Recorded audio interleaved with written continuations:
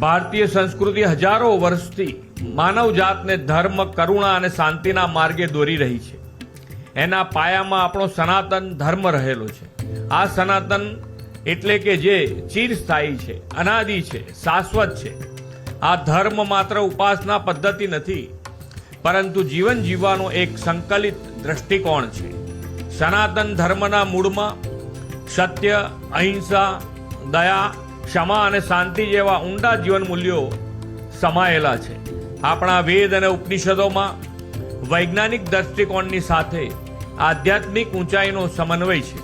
આના કારણે જ આપણા ગ્રંથો, આપણું સાહિત્ય, આપણી યોગ પરંપરા આજે વિશ્વ એ હરેકભેર એને સ્વીકારી છે. આપણી શ્રીમદ ભાગવત ગીતા એ જીવન માટેનું માર્ગદર્શન છે, જે આજે પણ વિશ્વભરમાં લોકોને પ્રેરણા આપે છે.